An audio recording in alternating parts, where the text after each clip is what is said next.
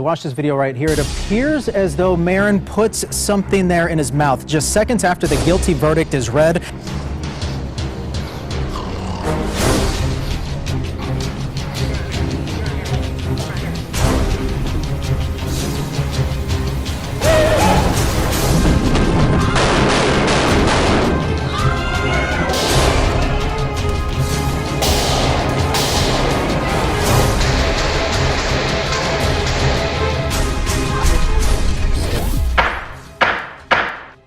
Now to the latest on a deadly shooting spree at a Michigan courthouse. An inmate breaking free, attempting to take hostages and killing two bailiffs before he was killed. First up, let's take a seat at the Berrien County Courthouse and witness the chaos that is about to go down.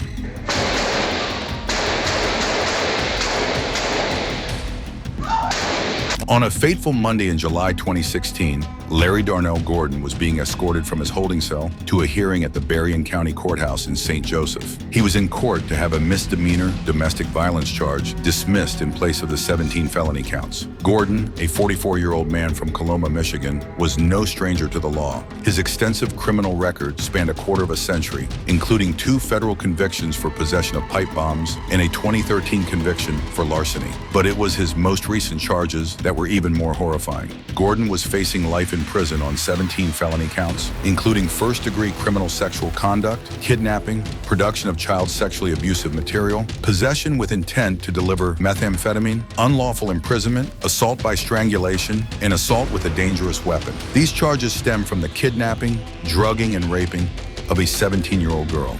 As he was being led to the hearing, Gordon managed to seize a gun from a sheriff's deputy. In a matter of moments, the courthouse was plunged into chaos. Officer down. Gordon shot and killed 2 veteran bailiffs, Joseph Zangaro and Ronald Kiensley. Zangaro, the courthouse's head of security, and Kiensley were both well-respected members of the law enforcement community. Our prayers are with the families of Joe Zangaro and Ron Kiensley. They were just loving guys, and their life was tragically ended today. The violence didn't stop there. Shot fired, one down. Gordon also shot a sheriff's deputy, James Atterbury Jr., and a civilian, both of whom were injured in the arm. Thankfully, their injuries were not life-threatening, and Atterbury was listed as stable at Lakeland Regional Medical Center. The scene was one of utter pandemonium, as other bailiffs and law enforcement officers converged on the area. In the midst of the chaos, Gordon briefly attempted to take hostages. He has a gun with a hostage. However, the swift response of the officers on the scene prevented further tragedy. Shooter is down. Shooter is down. Gordon was quickly shot and killed by the responding officers, bringing an end to the immediate threat, but leaving a trail of devastation in his wake. Sheriff Paul Bailey initially stated that Gordon wasn't handcuffed at the time of the incident. However, during a news conference the following day, he clarified that Gordon was indeed handcuffed, but the cuffs were in front of his body, not behind his back. This allowed Gordon to seize Deputy Atterbury's gun and unleash the deadly attack. Watch this video right here. It appears as though Marin puts something there in his mouth just seconds after the guilty verdict is read.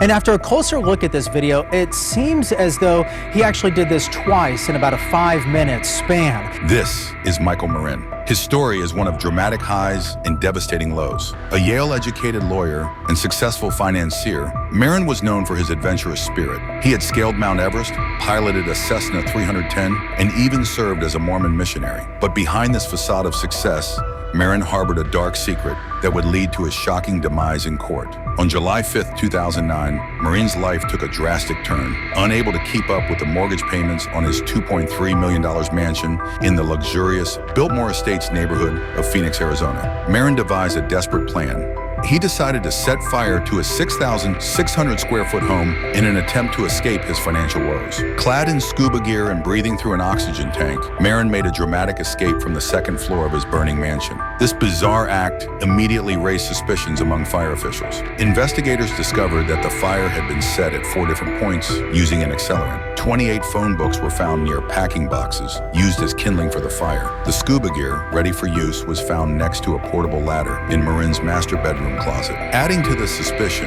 Marin's prized possessions, including 18 etchings by Pablo Picasso, were safe in his other home in Gilbert, Arizona. This raised questions about his motives and the extent of his financial troubles. With mounting evidence, Marin was arrested and charged with arson of an occupied structure. Fast forward to June 28, 2012, the day of his trial. The courtroom was packed and the tension was palpable. Marin faced up to 16 years in prison if convicted. The prosecution painted a picture of a man driven to desperate measures by his financial troubles. Michael Marin couldn't pay his mortgage, so he burned down his house, Deputy Maricopa County Attorney Chris Rapp stated in his opening remarks.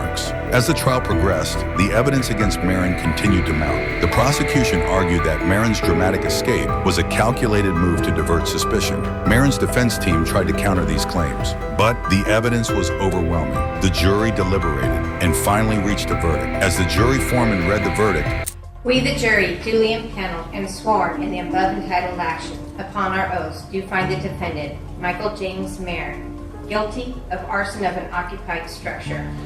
We further find this offense is a dangerous felony because the offense involved the discharge, use, or threatening exhibition of fire, a deadly weapon." But what happened next left everyone in shock. Moments after the verdict was read, Marin buried his face in his hands and appeared to place something in his mouth. His face began to turn red, and he took a sip from a plastic sports bottle. Minutes later, he experienced convulsions and collapsed. Cameras captured every moment of this dramatic and tragic scene.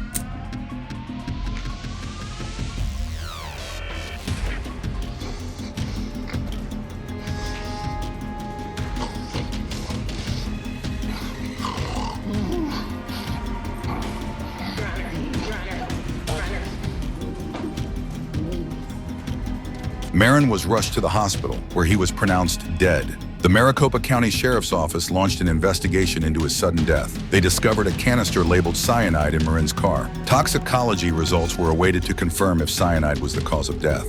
It rapidly distributes throughout the body and basically kills the cells. And this happens within minutes. Maricopa County Sheriff Joe Arpaio revealed that Marin's son had received a delayed email from his father, instructing him on how to handle his affairs if things went poorly in court and where to find his car. Records indicated that Marin had purchased cyanide powder in 2011, before the start of his trial. It was speculated that Marin had made capsules from the cyanide powder, which he swallowed in the courtroom. I don't know what his motive was to go public and allow the whole world to see he committed suicide in front of cameras in a courtroom for the whole world to see. Next, we're in a courtroom in Rohini, Delhi that was supposed to be a place of justice and order. However, on the 24th of September 2021, it turned into a scene of chaos and violence. Two gunmen from the Tillu gang, disguised as lawyers, waiting for the perfect moment to strike Jender Goji, often referred to simply as Goji, was a name that struck fear in the hearts of many. He was on Delhi Police's most wanted list and was accused in dozens of cases, including murder, kidnapping, and fraud. His criminal career began when he was just a teenager, initially involving carjacking and theft. But as he grew older, his crimes escalated, and he became a prime suspect in many high-profile killings, including that of a popular singer in Haryana State. Goji's swift rise in the crime world made him a target for many rival gangs. His notoriety and the numerous cases against him eventually led to his arrest in March last year on charges of murder and extortion. Despite being behind bars, his influence and the threat he posed to his rivals did not diminish. The courtroom was supposed to be a place of justice and security, but what unfolded was nothing short of a scene from a crime thriller. Two men posing as lawyers managed to smuggle in firearms and open fire at Goji inside the courtroom.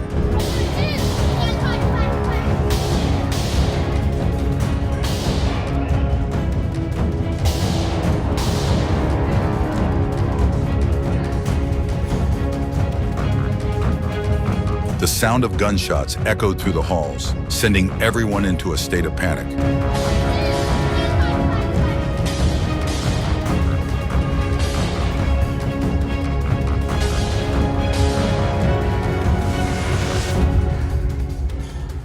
The Police who were present at the scene quickly returned fire, killing the two assailants. It was later revealed that these men were part of a rival gang that had meticulously planned the attack. The audacity of the attack and the fact that it happened inside a courtroom have left everyone in shock. This is Siale Angelou. The courtroom was filled with tension on that fateful day in 2014.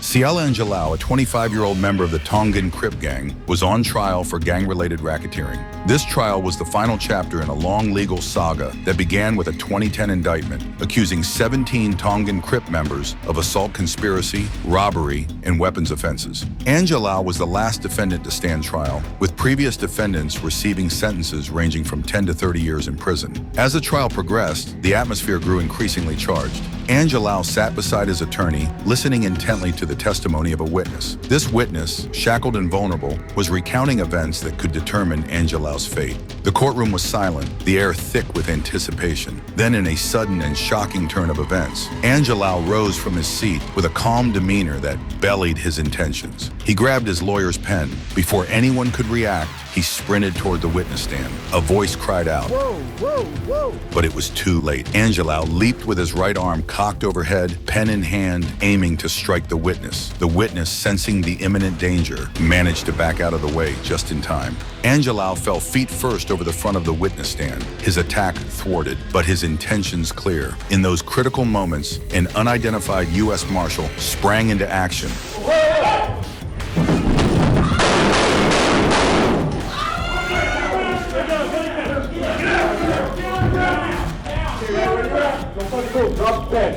With no time to waste, the marshal fired 4 shots at close range, each one finding its mark. Angelou collapsed, fatally wounded. The courtroom erupted into chaos. A woman screamed in horror, her voice piercing the stunned silence. Law enforcement officers in suits rushed toward the witness stand, their faces etched with shock and urgency. Angelou's defense attorney dove under a desk, seeking cover from the sudden violence. Prosecutors stood frozen, unable to process the rapid turn of events. A bailiff quickly moved to block the entrance to the front of the courtroom. Pointing at people in the gallery, he ordered them to stay still.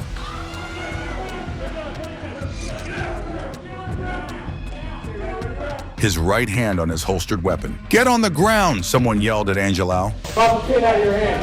Drop it out of your hand.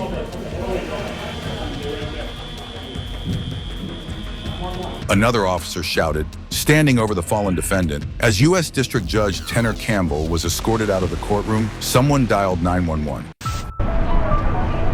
And I saw Siale just running towards the victim, and then all of a sudden I heard the gunshot. Everything seemed like it was slowed down and a little bit silent, but it just was very surreal. I never thought I'd see anything like that. Former U.S. Attorney Brett Tolman later revealed that Angelou had assured the judge he would behave, which is why he wasn't shackled. When you have a jury, you always want the defendant to appear like he is in regular, civilian clothes, that he's not in handcuffs, that he has a fair shot at being treated fairly by the justice system, Coleman explained.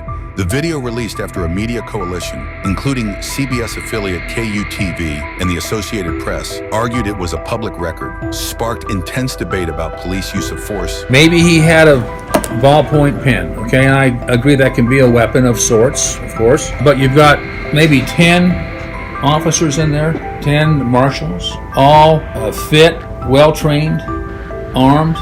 They don't need to shoot to kill this young man who's going over that witness partition. They weren't entitled to use the death penalty on him for an assault, okay? With a pen. So that's the problem I've got with the judge's decision. This marshal was out of control. The unidentified U.S. Marshal was cleared of any wrongdoing shortly after the shooting. Lindsay Donahue, a spokeswoman for the Marshal Service, stated that the video demonstrates how quickly violence can erupt in any situation. The FBI cleared the officer, and a review board found the use of force was within agency policy. U.S. District Judge John Doyle dismissed the Angelou family's wrongful death suit, citing the video as proof that the marshal, referred to as Jane Doe, acted reasonably, having carefully reviewed the video of Mr. Angelou's swift flight from counsel table, his vault over the witness stand with pen in hand, and his attempt attempt to violently attack the shackled witness. The court has little difficulty determining that Jane Doe's use of force to immediately stop Angelal's attack was objectively reasonable under the totality of the circumstances, Dora wrote.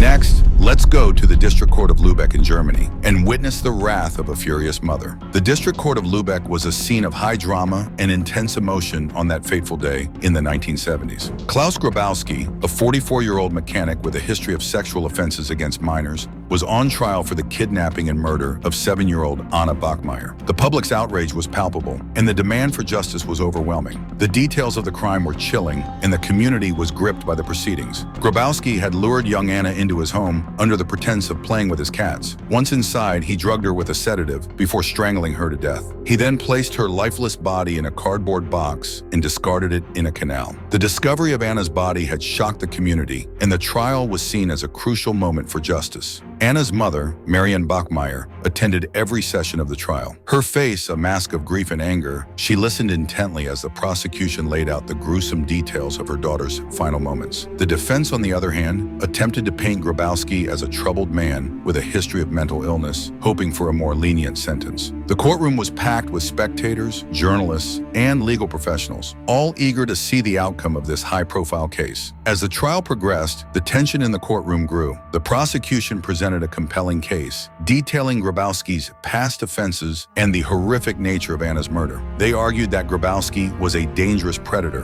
who needed to be removed from society to prevent further harm. The defense, however, argued that Grabowski's actions were the result of a troubled mind and that he deserved a chance at rehabilitation. On the day of the sentencing, the atmosphere in the courtroom was electric. Grabowski, shackled and flanked by guards, took the stand to deliver his final statement. He expressed remorse for his actions, but his words rang hollow to those who had followed the case. The judge was about to deliver the verdict when Marin Bachmeier stood up from her seat in a moment that would be etched into the annals of courtroom drama. Marin pulled out a small .22 caliber Beretta pistol from her handbag. Without hesitation, she aimed the weapon at Grabowski and fired 7 shots in rapid succession. The sound of gunfire echoed through the courtroom and chaos erupted. Grabowski slumped to the floor, fatally wounded, as spectators screamed and ducked for cover. Judge Gwenna Kroger, who was present in the courtroom, later recounted that Marianne said, "I wanted to kill him," she allegedly continued. "He killed my daughter. I wanted to shoot him in the face, but I shot him in the back.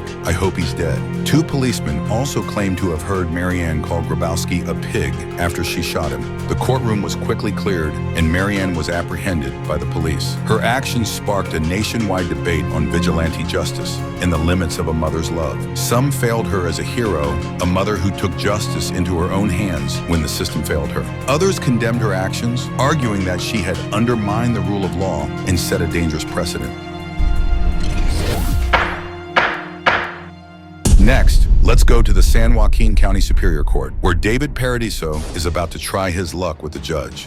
David Paradiso's story is one that sends chills down the spine. In December 2006, Paradiso, then 29 years old, was dating Eileen Pelt, a 20-year-old woman. Their relationship was brief, lasting only 2 weeks, but it ended in a horrifying tragedy. On the night of the murder, Paradiso and Eileen were riding in the back seat of a car driven by Paradiso's mother. Without any warning, Paradiso stabbed Eileen in the neck. He later claimed that he was suffering from paranoia induced by methamphetamine and believed that Eileen was going to kill him if he did not act first.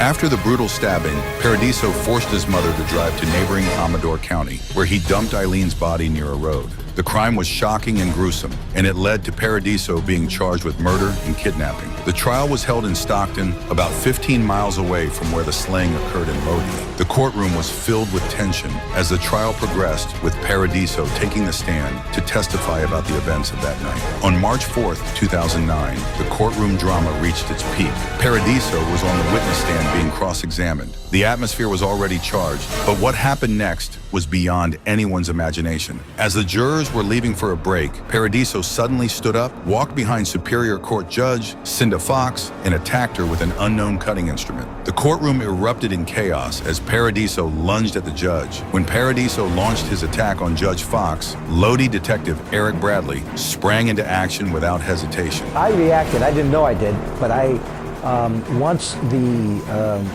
Paradiso jumped on the judge and began to stab her in the neck, I moved from the counsel table up to the judge's table, and she was laying on her back, looking up towards the ceiling. Bradley was the lead investigator in the murder case and was in court observing the proceedings. As Paradiso attacked the judge, Detective Bradley sprang into action, shooting Paradiso and stopping the assault. Judge Fox was immediately taken to St. Joseph's Medical Center, where she was treated in the emergency room. She was reported to be in good condition. Though the nature of her injuries was not disclosed, a video posted on the Stockton Record website showed Fox sitting up on a stretcher with a bandage on her left arm as she was wheeled from the courthouse to a waiting ambulance. Bradley was placed on paid administrative leave while authorities investigated the shooting. The San Joaquin County Sheriff's Department, which led the investigation, provided only sketchy details of the incident. Sheriff's Deputy Dave Keckney stated the suspect made a move toward the judge with an unknown cutting instrument. A Lodi police officer immediately came forward, striking the suspect and stopping the assault. In a shocking revelation, Paradiso's mother,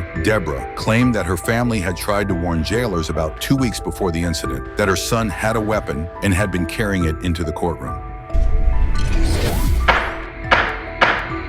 We want to warn you, the video is violent and graphic. A judge shot outside an Ohio courthouse in an apparent ambush. Police say the gunman shot and wounded Judge Joseph Bruzzese Jr. before a probation officer returned fire, killing the assailant. This is Nathaniel Richmond. On a seemingly ordinary Monday morning in Steubenville, Ohio, the tranquility of the Jefferson County Courthouse was shattered by an act of violence that left the community in shock. Judge Joseph Bruzzese Jr., a respected figure known for his fairness and dedication, was making his way to the courthouse, unaware that danger was lurking just around the corner. How many shots did you hear? Oh, many. 7 to 10. As Judge Bruzzese walked through Courthouse Alley, a narrow path leading to a side entrance of the building, he was confronted by Nathaniel Nate Richmond. Richmond, the father of Malik Richmond, a high school football player convicted of rape in 2013, had a troubled past and a simmering anger that would soon erupt into violence. Malik Richmond's case had already brought international attention to Steubenville. In 2012, Malik and another Steubenville high school football player were found guilty of raping a 16-year-old girl during an alcohol-fueled party. The trial was overseen by a visiting judge from Hamilton County as the local judiciary sought to avoid any conflicts of interest. I'm wondering what you said to him and how he's doing. Well, I told Malik, put all his trust in God, that God's gonna see him through this. Nathaniel Richmond, grappling with the fallout from his son's conviction, had filed a wrongful death lawsuit against the Jefferson County Metropolitan Housing Authority in April. Judge Bruzzese was overseeing the case, and a hearing and a motion to dismiss punitive damages claims was scheduled for August 28th. This legal battle added another layer of tension to Richmond's already tumultuous life. On that fateful Monday, Richmond approached Judge Bruzzese with a gun in hand. The encounter quickly turned violent as Richmond shoved the judge to the ground and opened fire. See if anybody was hit? I don't know. You don't know? Okay. But I'm not sure. Courthouse video footage captured the chaotic scene as both men exchanged gunfire, each firing about 5 times. The air was filled with the deafening sound of gunshots, and lives hung in the balance. But that's a clear indication. They laid in wait to the judge so they can ambush him. Thank God that he's not that good a shot. Judge Bruzzese, despite being wounded, managed to stay conscious. He was flown to a Pittsburgh area hospital, where Ohio Governor John Kasich later confirmed that the judge was expected to survive the attack. However, the attack was far from random. Judge Joseph Karabi, a colleague of Bruzzese, pointed out that the judge's parking spots were well known, making it clear that Bruzzese was an intended target. Most certainly, Richmond did not think his actions through before he carried them out.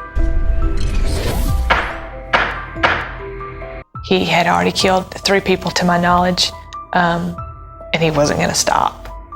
This is Brian Jean Nichols. We are asking you to honestly consider imposing a sentence of death. On the morning of March 11, 2015, at exactly 8:45 a.m., Nichols was being escorted to his retrial for rape and other charges. A sheriff's deputy was with him, and when she took off his handcuffs, Nichols saw his chance. He lunged at her, and they struggled fiercely for about 3 minutes. Finally, Nichols overpowered her, snatched the key, and made his way to a locked box where her gun was stored. Nichols retrieved the gun, changed clothes, and crossed a sky bridge into the next building, heading straight for the courtroom. Once inside, Nichols made his way to Judge Roland Barnes' private chambers. He ripped out the phone lines, took 3 hostages, and demanded to know where the judge was. Nichols left the chambers several times, eventually returning with another deputy as a hostage. Nichols seized the second deputy's gun and entered the courtroom from behind the bench. He fired a single shot into Judge Barnes' head, then turned and shot court reporter Julie Brandow,